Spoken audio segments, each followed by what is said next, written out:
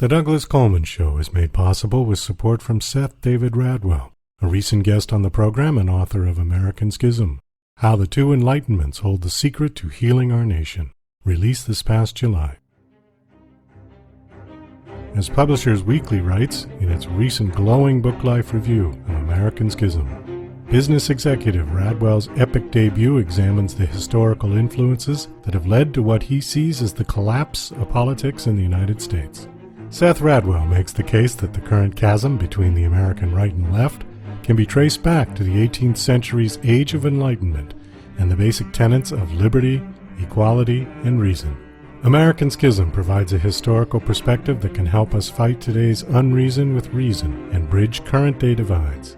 American Schism by Seth David Radwell is available at Amazon, Barnes & Noble, and wherever books are sold.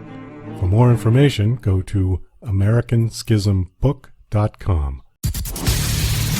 It's time for the Douglas Coleman Show. Mr. Smooth and Savvy is joined by guests from all walks of life. From the entertainment industry to authors to political and social commentators, the famous and not so famous, the controversial and the light and fluffy. We have it all. Now, here's Douglas Coleman.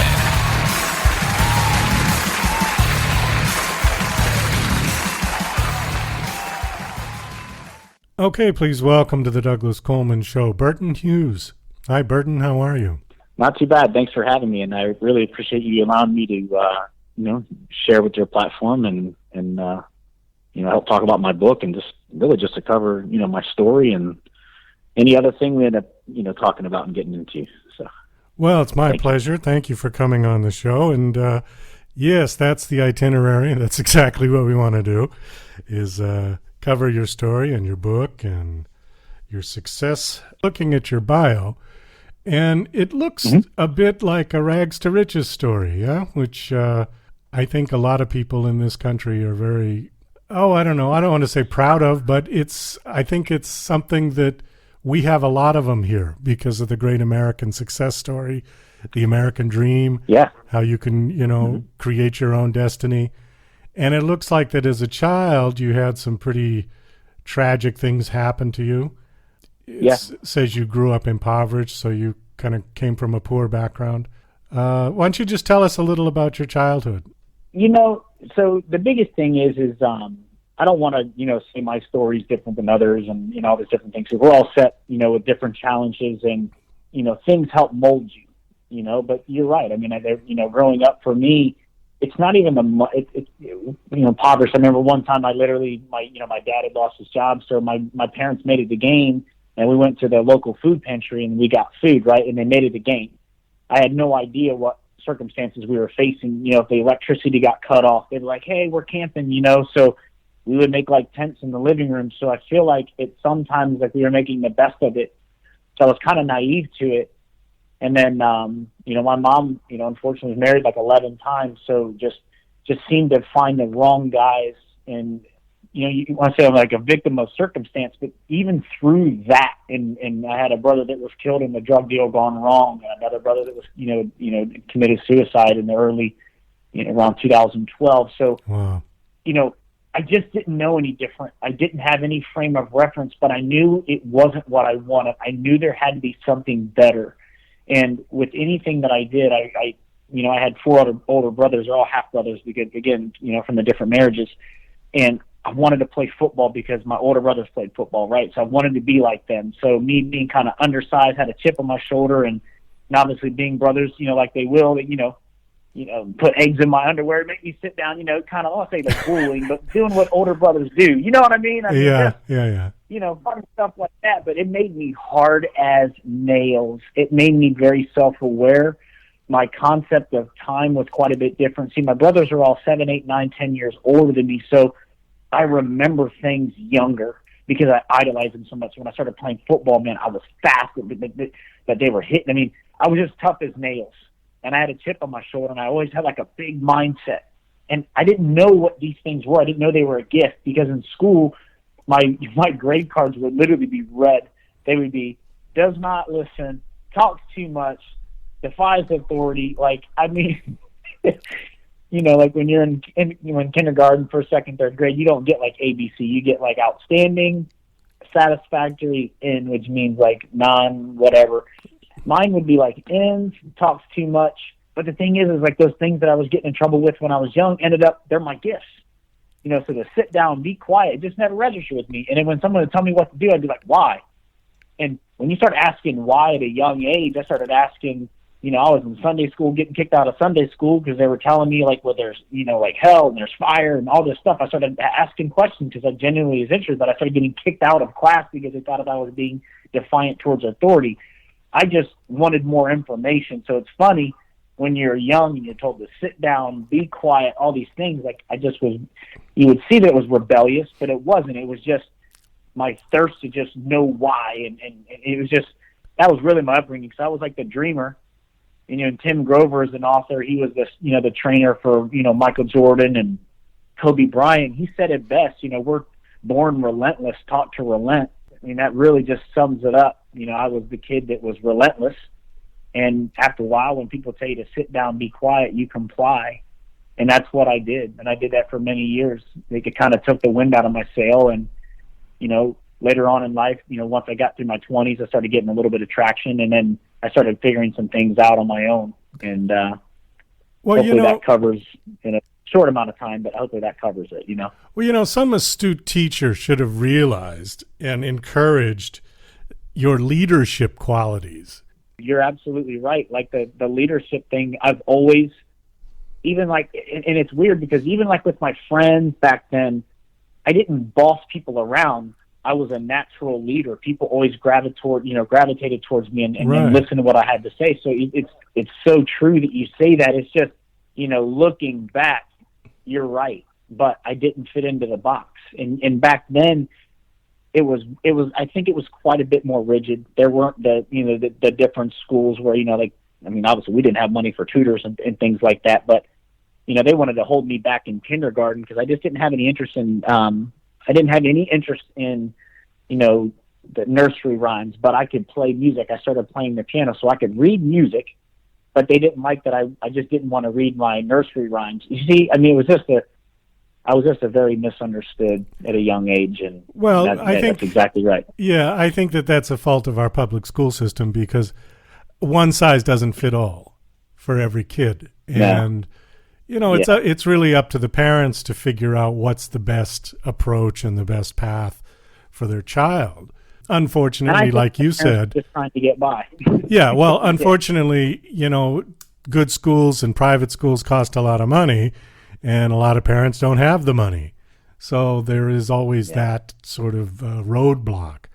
I wanted to hit on one thing on your bio here, and then we can move on to your book. Sure.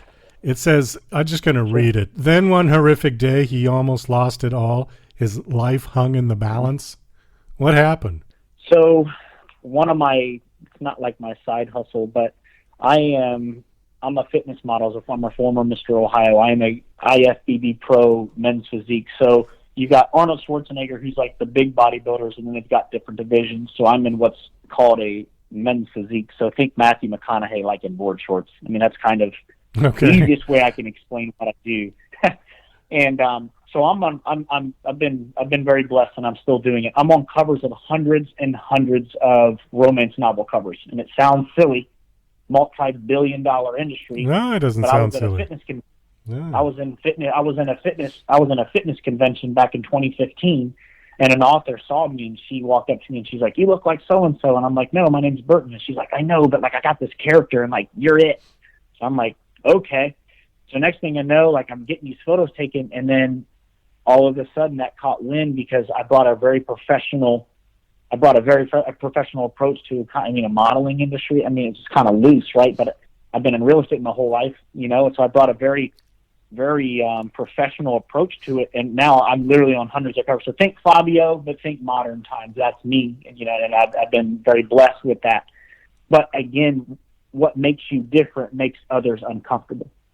So I was going through a divorce in 2012 because my wife at the time, I was, successful in the real estate stuff, and then the modeling stuff. It takes a very special person to be in a relationship with me because it's when you get that type of attraction, other kind of stuff, like the female or whoever, they're going to have a tough spine. It wasn't that I was doing anything infidelity wise, but there's a lot of notoriety, there's a lot of attention, and my wife at the time just couldn't handle it. She was a small town girl, and we're still friends to this day, but it consumed her, and she just had a lot of questions. So we were living in South Florida, and she left. I was at the Arnold, Schwarzenegger Classic in Columbus, Ohio, which was back home. Anyway, I went back because I was getting courted by a supplement company. The reason I'm telling you all this is just to kind of tell you where I was at in my mind. So my business was killing it. My fitness career was like on a rocket ship, but my marriage was crumbling because my wife couldn't mentally handle it. And unfortunately, those things happened. So I went back to Columbus to try to save my marriage, and it didn't work. And then I started thinking small. I started listening to other people saying, hey, man, like, I think you're chasing something that's selfish. I went to church, and the church was like, hey, this is a really selfish worldview. But at the time, I let other people, again, pour water on my fire. I was doing very well, but people aren't going to understand. And from the outside in, it looks like super vanity, and that I was vain, and I was all these things, but I wasn't. It's what I did. It wasn't who I am.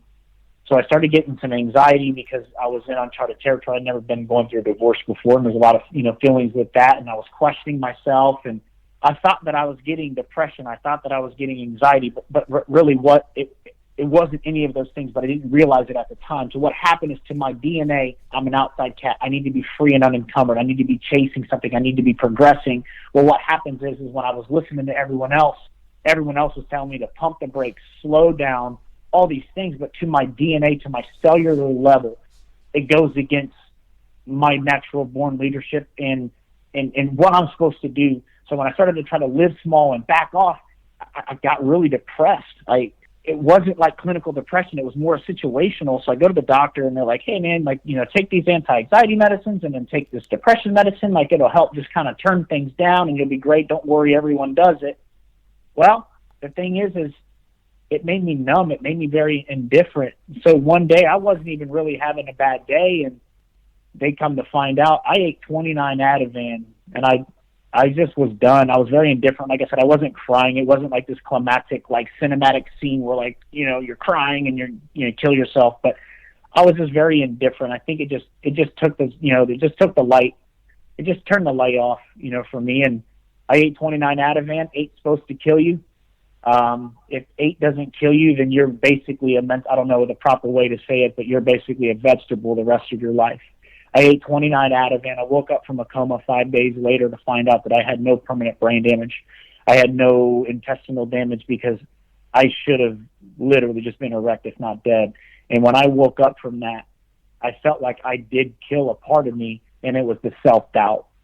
It was all the things that I needed to let go were gone. And I knew from that point, and even one of the nurses said it, she said, you're one of the most popular people that have ever come through here. You've had more guests come through here. You must be very special, because they hadn't looked me up on social media and stuff like that at the time.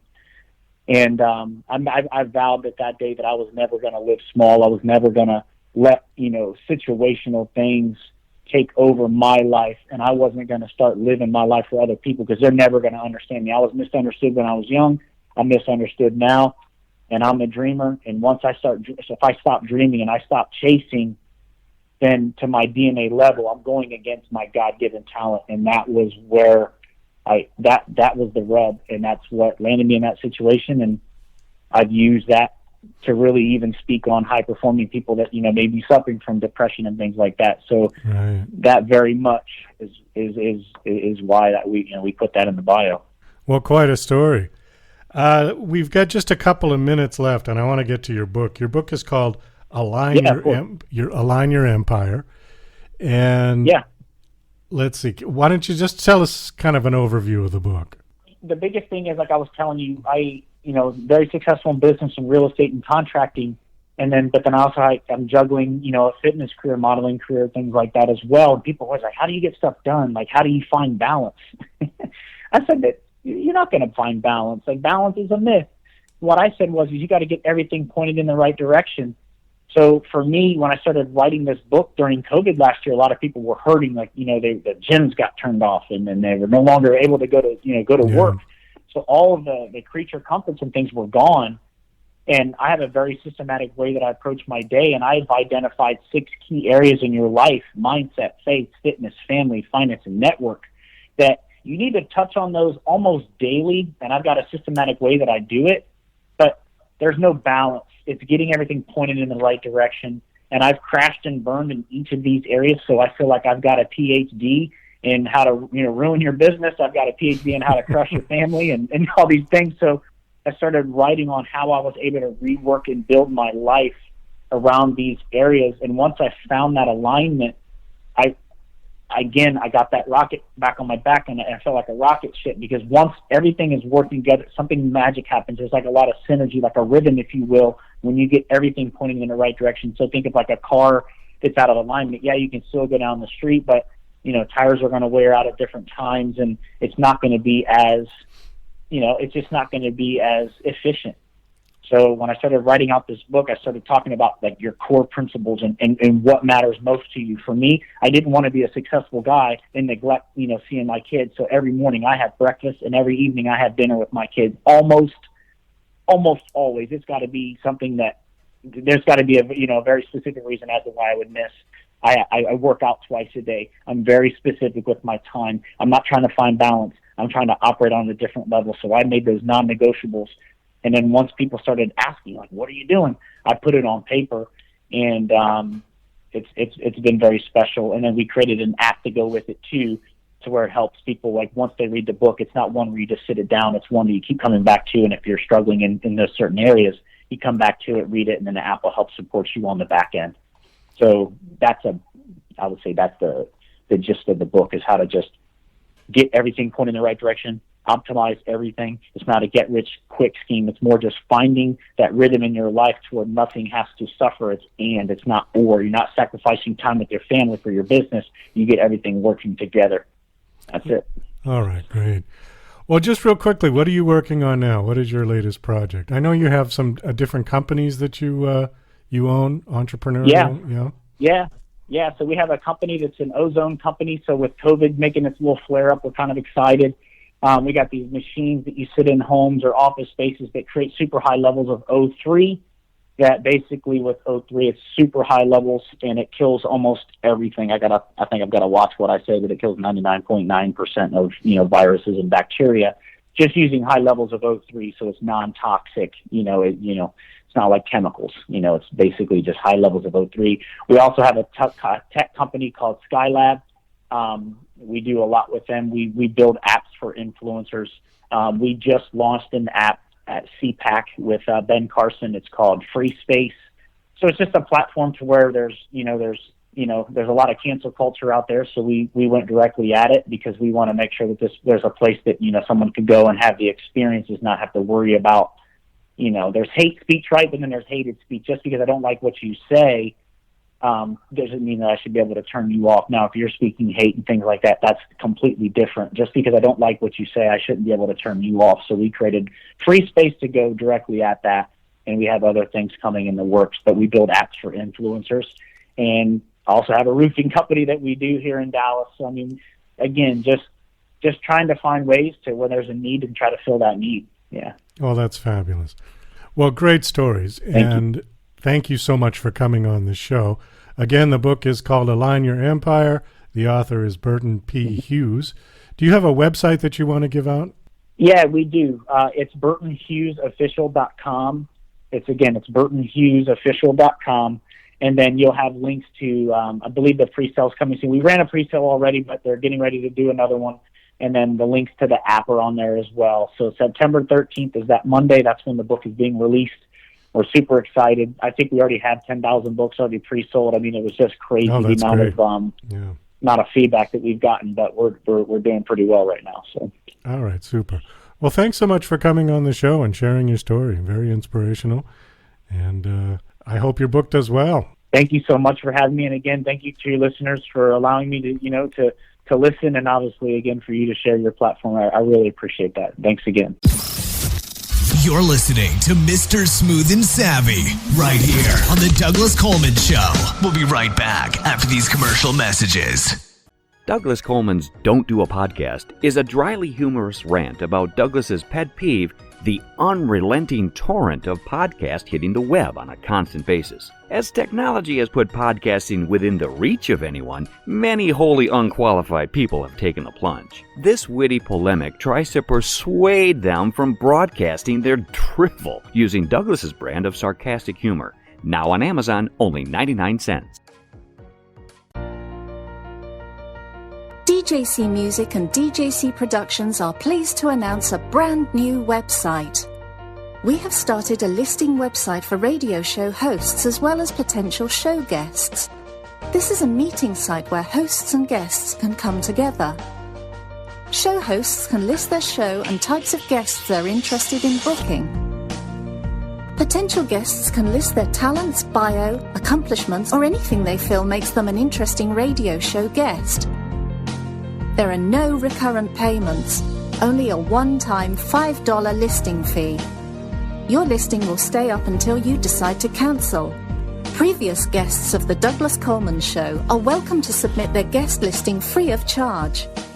Go to radiohostsandguests.com. That's radiohostsandguests.com.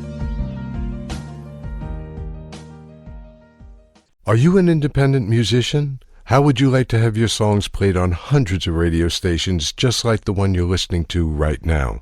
Join MusicSubmit.com and we'll promote your music to radio stations and blogs in your genre. It's free to set up your account, and we guarantee your music will be considered for airplay by radio stations worldwide. Why not sign up today? It's free. MusicSubmit.com. Radio promotion for indie musicians. Hey, this is Ray Powers. Don't touch anything. You've got it right where you need it. Tuned in to The Douglas Coleman Show. You heard me.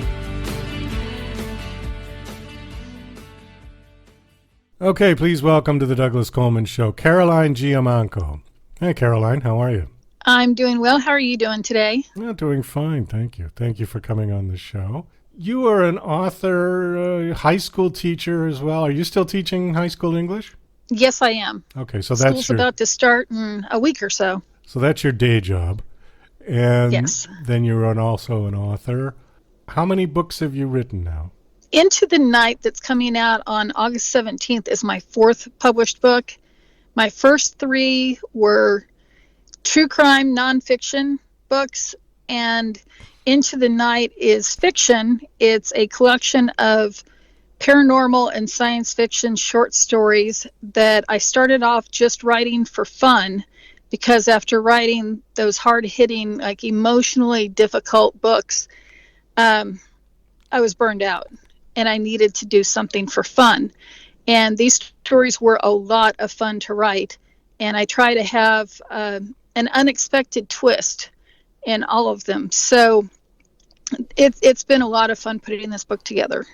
So you said that you got burned out writing the other one, so you really got very emotionally involved in the writing process with your other books, yeah? Yeah, the other books were very personal.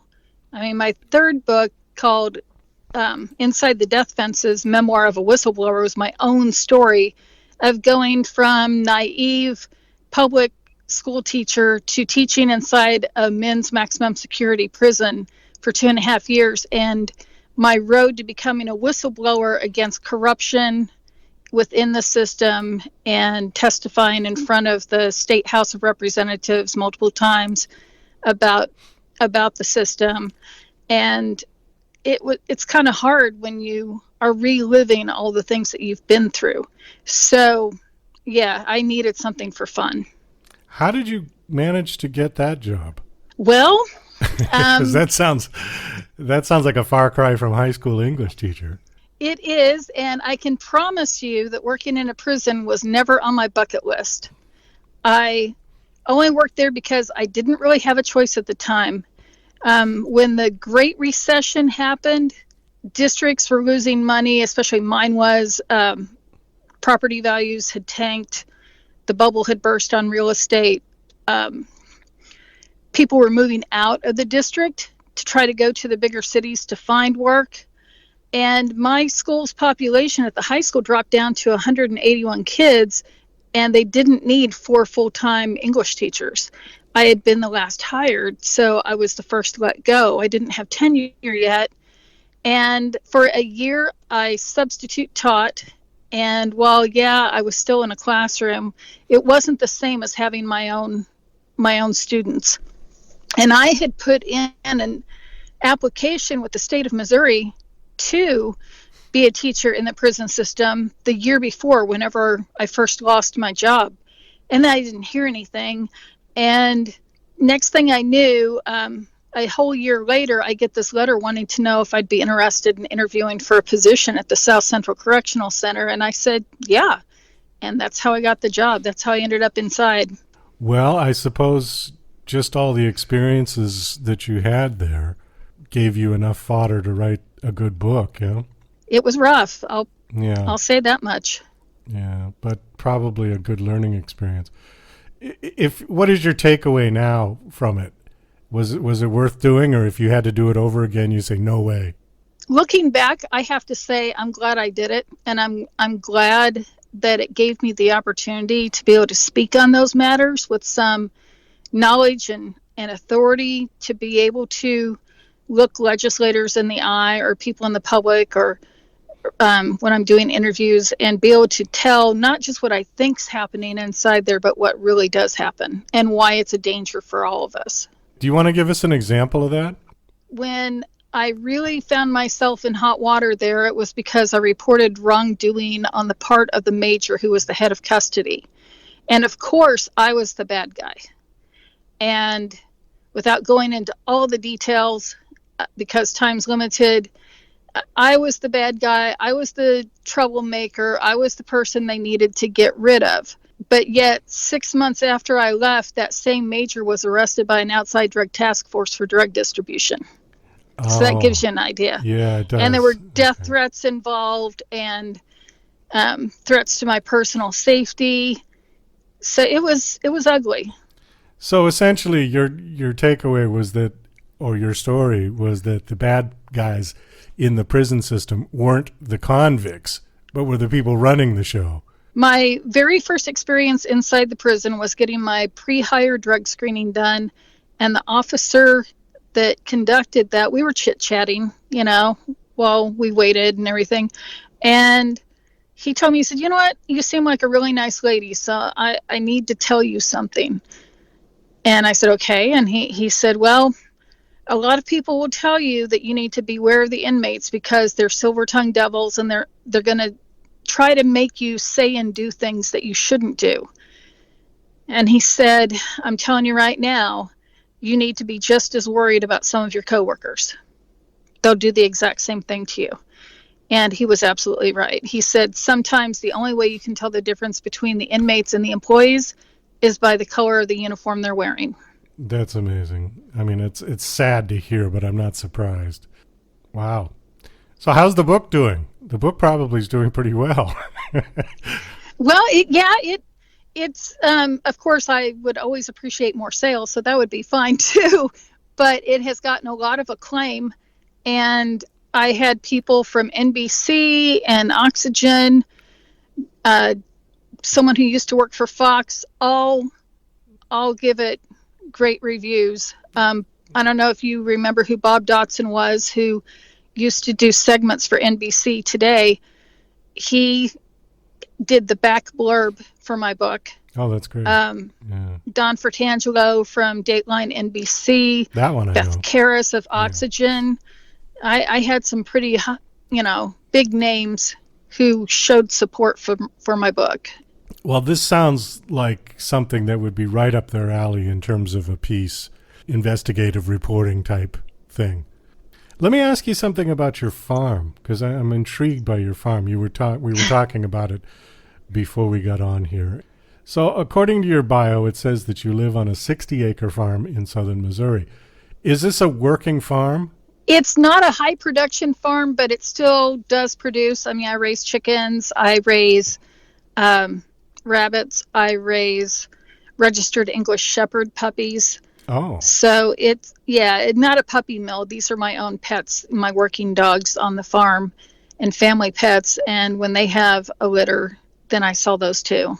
Okay, so it's not. See, every time I hear the term farm, all I think of is corn and wheat, and it's not that kind of a farm. It is not that kind of a farm. It's not a grain production farm.